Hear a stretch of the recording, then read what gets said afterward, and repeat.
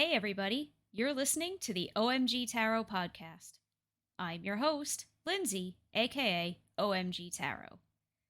Today, we're diving into a topic that people ask me about all the time. And I think they ask me because for a lot of readers, this is on their minds regularly. It's kind of an important thing, and it's a thing that every single one of us has, I think, at least considered and probably worried about at one point or another in their tarot careers. It's what happens if I get it wrong? You could see this as the inverse of how do I know I'm right? But I really want to focus more so on this idea of what if you do a tarot card reading for yourself or for another person and you just totally miss the mark? Does that mean that you're not talented or that you're not intuitive or that you should put your cards away forever and never touch them again? No, of course not. You're never going to hear that kind of advice on this show because that's just blatantly false. But the fact is, you are going to get it wrong sometimes. Everybody does. I do. That's just the nature of the game. It's not a mark against you as a reader. And it's something that, if it hasn't happened to you yet, it will. Trust me, it happens to every single one of us. And that doesn't mean it's not awkward or embarrassing. It can really make you doubt your skills, and it can make you wonder, should I be doing this? As for that last part, perhaps I'm a biased source, but I think you should be doing this. I think you should keep on doing tarot because tarot is a lot of fun and it's very insightful. But what happens when you get it wrong? How do you recover from that? That's what we're getting into this episode. How do you recover from getting it wrong? How do you at least prevent getting it wrong as frequently in the future? Because it could happen again and it probably will. But how do you kind of wrong proof your future tarot card readings? And also, if you're reading for other people, what should you do, if anything, if you get it wrong? Because once you've got another person in the mix, now that's someone to be accountable to. And then if you're reading for paying clients, that just up the stakes more. It's not just pulling a couple cards for your best friend. Now this is a legitimate paying customer who you do have a duty of service to. So how do you reconcile that, getting it wrong in that context? That's what we're covering. I think I've said this on the podcast before, and it's worth repeating. One of the best pieces of tarot advice I've ever received is that it's better to be wrong than to be vague. Because when you're facing a couple of cards that you're just not quite sure how to interpret their message, it can be very tempting to interpret them in such a way that's so vague that it can apply to anything. For example, I just pulled 3 cards: the Wheel of Fortune, the Ten of Swords, and the Four of Cups. So you might start off by reading this Wheel of Fortune as something beyond your control is going to happen. It might feel like you've gotten lucky or like you've gotten unlucky. And then the Ten of Swords is feeling way too overwhelmed with all the information. Our Four of Cups is pulling away emotionally. So you're going to feel like you're lucky or maybe unlucky and also overwhelmed and then also pull away emotionally. So see how that's a pretty vague tarot card reading that, although it has a linear narrative, it doesn't really give us a whole lot of detail, and it doesn't really give us that insight that we expect out of the tarot cards, right? That's what I mean by being vague. The issue with being vague is that you're not helpful to anybody. If you're reading for yourself, you're not being helpful to yourself, and if you're reading for another person, you're not helping them either with vagueness. So how can we take that 3-card spread and tighten it up a bit and get it out of that vague zone into somewhere that it could be a unique message that's actually helpful? We can pull in some of the strategies that I talked about in some recent episodes. So we can take a look down and we see we've got 1 major card and 2 minor cards. So right off the bat, we know that we have an overarching theme of this Wheel of Fortune sense of things are randomly happening, things are kind of feeling like they're out of your control, and it kind of feels like no matter what you do, these things are happening anyway. You can't stop them, you can't pause, you can't go forward or back. You're kind of just at the mercy of whatever randomness happens in your environment. And then nested under it, our 2 minor cards are the more details of the situation. So even just before we get into interpreting them, we have that built-in structure of big picture, we're dealing with a Wheel of Fortune situation. Smaller picture, we've got 10 of swords and 4 of cups together.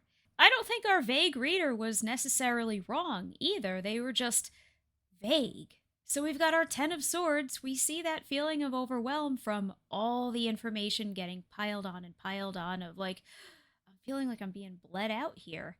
And naturally, that would make you want to pull inward as per our 4 of cups. Of course, when you've got a million and one things just overwhelming you, it's pretty logical to want to pull back a bit.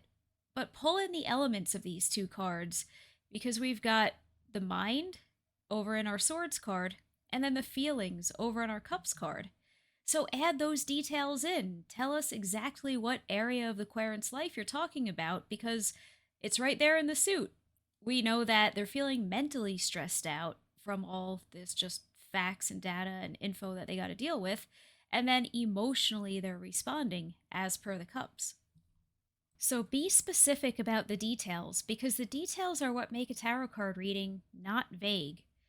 In fact, I don't think you can include too many details. If you want to call out some symbolism that you see on a card, like take a look at this tree and how in bloom it is, that's indicative of how much stability you have, call it out. Call out where you see water. Call out what the people are doing. And you might have been hesitant to call out a ton of details because you were afraid of getting it wrong. Maybe you felt like telling your querent, or even admitting to yourself, which this is why I think you should read for yourself regularly, because you're going to be a lot more forgiving of any mistakes you make or any vagueness or wrongness than somebody else. And also, you're not going to feel quite as pressured. So you might have an easier time opening up and finding all the different details in the cards and just reading them more detailed and more authentically when you are your own querent.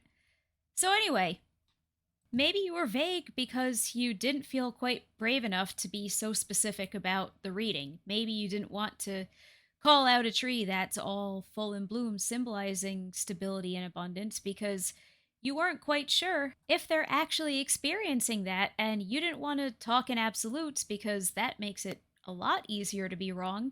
Remind yourself that you're just interpreting what you see in the cards. If you're interpreting an image of one of stability, say so. Trust it. Trust your eyes. Trust your intuition. Trust yourself. And I know sometimes that can be easier said than done. So trust me on this. The more you do it, the easier it will become. I guarantee you of that. So what if you trust yourself and you call out details and you get them wrong? And I'm not talking about subjective things here. Like, let's say you tell your querent that, oh, I see the 6 of Cups here. So you're definitely feeling a sense of greater emotional redemption and a sense of emotional things going back into balance. And they're like, nah, things are still kind of a mess around here. And they know how they feel. And even if things are objectively on the upswing in their life, maybe they don't see it yet. Or who knows? There's a million and one variables. I'm not talking about situations like that. I'm talking about something more concrete. Like, let's say you pull the Ace of Pentacles and you say, oh, it looks like you're getting a new job. And your querent says, no, I've been in the same job for the past 6 years and I have no plan on leaving. Well, you might not be wrong, but let's say for argument's sake that there's no chance that they're going to be getting a new job. This is kind of the inverse of my previous point about being too vague. Don't be so dialed in that you don't leave any additional room for interpretation, because although the Ace of Pentacles can certainly be a new job, it is something brand new in that realm of stability and building, and yes, financial and other tangible assets. It isn't just a new job. It could be a new home, a new business, a new investment, even just getting to a place where they feel like they're able to be stable and put down roots again, even if those roots are intangible. So, how might we interpret that? Well, you could phrase it kind of similarly to how I just did by sketching out what the Ace of Pentacles means and then applying it to the rest of the reading. You can also find some really helpful context clues from the other cards that your querent or you have pulled. Like maybe you got the Ace of Pentacles along with the 2 of Cups. Now we've got two different story points here. We have something that's new and could potentially lead to a lot of stability down the road, and we have it paired up with the meeting of two people on an emotional level. We've got this coming together. So I might interpret it to say, I think this relationship has really solid potential for the future because it's backed up by our Ace of Pentacles, which is all about long term stability and, more specifically, planting those seeds for long term stability. But then what if they say, I haven't met someone? I'm not in a new relationship and I'm not looking. I've been married for the past 15 years. Well, look for alternative interpretations of your two cards. We still have at our core brand new seeds towards stability, people coming together emotionally. And maybe if it's not the start of a brand new relationship, it could be a sense of rejuvenation in your existing relationship, triggered by the two of you investing in your future stability. Maybe you've just bought a house together or you're considering starting a business together. We still have those same themes, and sometimes your reading just needs a little redirect. That's also why I like involving the querent in the reading. I don't like to just do all right, I'm going to pull these, prattle off what I have to say, and then that's the end of that. I want to hear them and I want to engage with them. I personally don't think there's anything wrong with redirecting your reading because we're all human. We might misinterpret things. Sometimes it takes looking at your cards from a couple different angles to really determine what this message is about. Not necessarily cueing your querent over and over and asking them a million questions to the point that they just tell you what they want to hear and then you just repeat it back to them. I'm not suggesting that at all. But rather thinking critically, all right, we know at the base level what we have here. We look at the elements, we look at major versus minor, we look at the numbers. How are the different ways we can interpret this situation? And this is kind of stems from an exercise I do with my students. I ask them once we start introducing different points in the minor arcana, name some real life situations that you think this card could be, like, for example, our Ace of Wands. Tell me what a real life Ace of Wands moment could be. And people say things like starting a band, or starting a new job, or going on an adventure in some sort.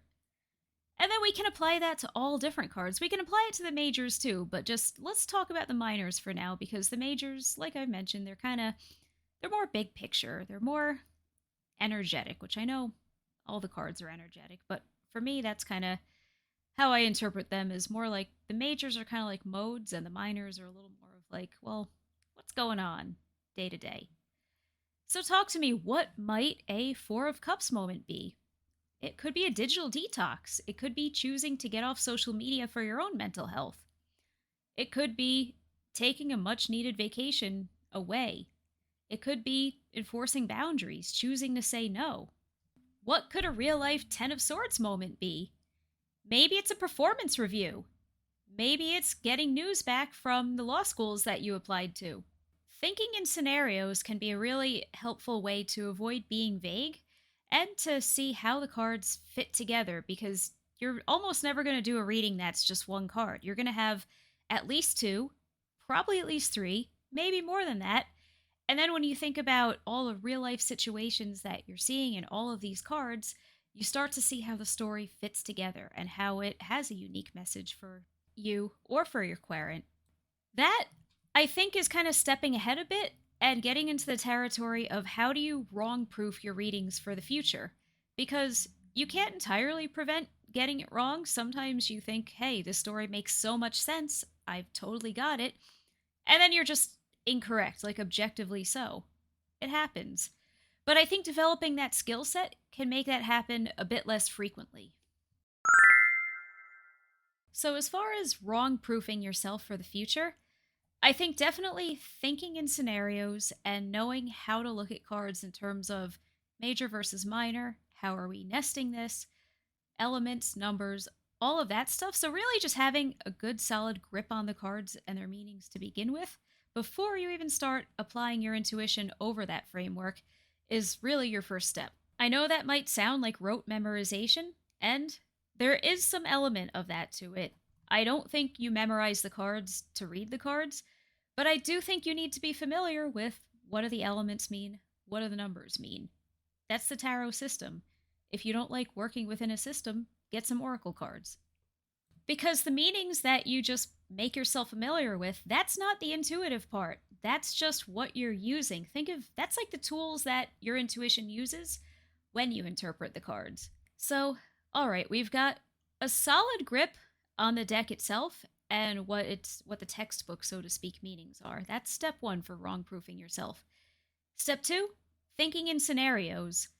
What are some real life applications of the cards that you've pulled? Pull yourself out of the abstract world of tarot and back down to the earth that we all live on. Because when people come to tarot for insight, what they want is insight about their day to day lives and the very tangible, often mundane things that they deal with. Sure, your reading might go in a direction where the answer is do some ancestral work, step into your power, something like that. And yeah, that'll certainly happen. But I think far more frequently, people want to know things about interviews they've gone on, dates they've gone on, things that they're considering doing, like moving or going back to school or adopting a snake. So think in terms like that. Step 3, look at your cards from multiple different lenses and perspectives because maybe that 2 of Cups, you initially see it as entering a new relationship that is a dating kind of relationship where, hey, I'm getting to know you, you're getting to know me. We're both fellow humans who could fall in love. But then maybe it actually is a budding relationship between a person and their new snake. Perhaps they've never had a pet before, and that now they're really emotionally connecting with an animal for the first time. And then check that caduceus up at the top.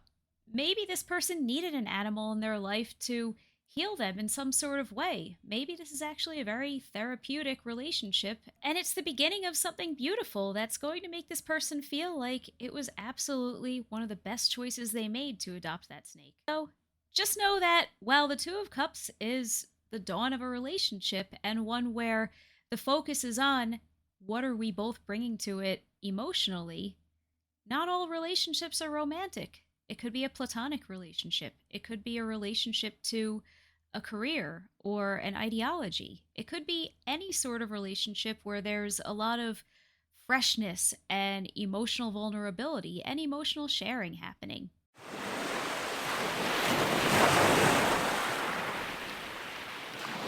So now, what if you just plain get it wrong? What if all of those strategies just aren't working? You're way off base. What are you going to do? Well, don't beat yourself up. There's no value in that. What's going to happen if you're just like, I suck at reading tarot cards? All right, are you going to stop? I think the best way to respond after you've gotten it wrong largely has to do with are you reading for yourself or another person? If you're reading for yourself, I think this is a great opportunity to whip out the journal and write down your initial interpretation, what the actual outcome turned out to be, and maybe try to piece together where you got it wrong. Maybe you interpreted a certain card a little too literally, or a little too figuratively, or just a little too specifically. In a case like that, I might not even define that as wrong. I might call it almost there, or mostly right, or somewhat right. And if that's the case, well, you know what? You got close. I think that assessing yourself is just really a good way to make yourself a more effective reader overall because you've got that self awareness and you build that self awareness and that sense of always wanting to improve into your practice. And I think that's really key for anybody who's reading tarot cards or really doing anything that involves continual improvement and discovery. So journal it, figure it out, try to find where you went wrong because then you'll have that knowledge and you'll be able to possibly avoid making that same mistake in the future. If you're reading for yourself, I think it can end there. Now, what if you're reading for another person and you end up giving them bad advice or wrong advice? Well, I think if it's just a casual reading for a friend or family member, okay, what are you going to do? I would do the same procedure as you did for yourself. Try to zero in on where did this reading go wrong? What did I misinterpret or misunderstand? and they can probably help you out with that. I would say thank you for your patience and thanks for helping me. So be open to constructive feedback. That too, just keep in mind feedback about your reading is not a personal attack on you. And if someone phrases it like it is a personal attack, well, don't read for them again because that's rude. And that's another topic that I think we might have to tackle in the future is how to tell people no when they want tarot card readings from you. I mean, I guess the short answer is tell them no, but every tarot card reader, or at least a lot of them, sometimes they end up getting people who are kind of clingy and kind of don't want to hear it when the cards have messages for them and just kind of act annoying about it. That's a whole different can of worms to open up, so let's stay focused here. And what if a paying client says no, that's wrong?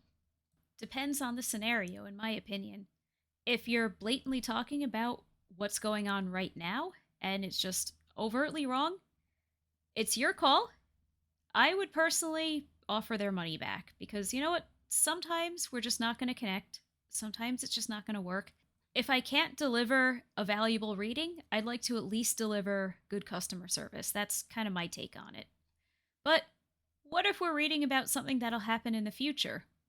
They can't know you're wrong. You don't know you're wrong yet. So I would just keep an open mind and tell them to, hey, keep an open mind. See if this works out, and if it doesn't, it's your call. Maybe offer a follow-up reading down the line. Maybe offer to take another look at the situation after the fact.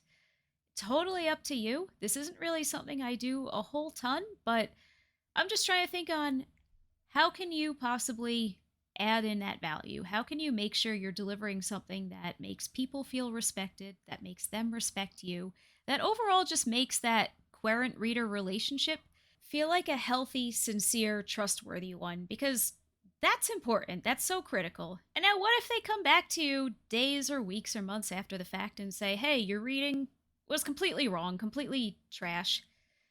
What do you do then? Again, that's totally up to you. You could offer their money back. You don't have to. I mean, I guess there's no governing board of tarot card readers that has certain regulations we need to stick to. It's really kind of the ball's in your court. If that were me, I'd probably go the follow-up reading route.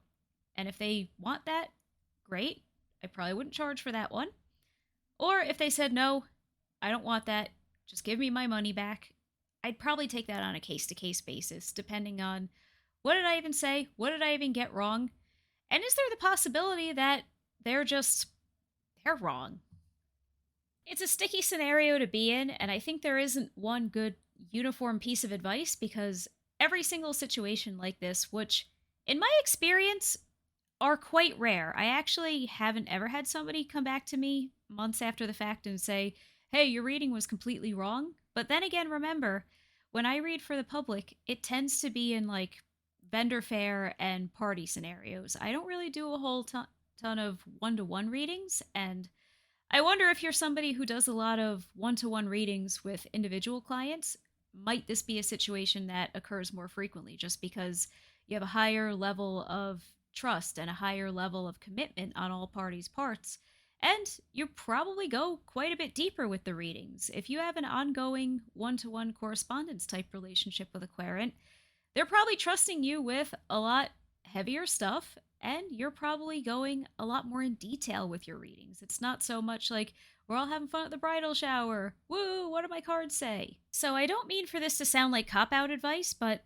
trust your intuition with each scenario because they might all be very different. And I think if you're advanced enough to be charging people for readings, I think you should be well-rooted enough in your practice and have enough of an ethical code that you can come up with a solution that works for yourself.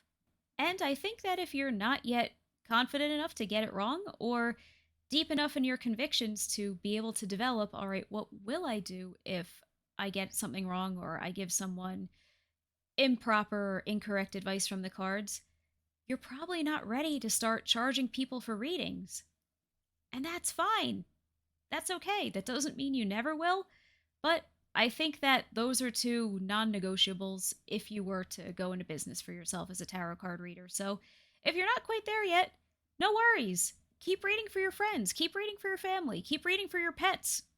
it's still fun, no matter what. And maybe that's a goal to work toward. So that's about all I have for you this week. Thank you so much for hanging out with me and for listening. As always, if you want to give me a follow on Instagram, my handle is its_OMG_tarot. And if you want to get notified every time a new episode of OMG Tarot drops, subscribe on Spotify, Apple, wherever you get your podcasts, iHeart, all over. I've got something I'm pretty excited about for you coming next week, and a couple more episodes that I'm pretty excited to serve up to you in the coming weeks. So absolutely stay tuned. If you're not subscribed yet, subscribe, give me a follow, because next week, then I got something cool for you in April, and then I got some more cool stuff for you coming down the pike. So, alrighty, we'll talk soon. Bye-bye.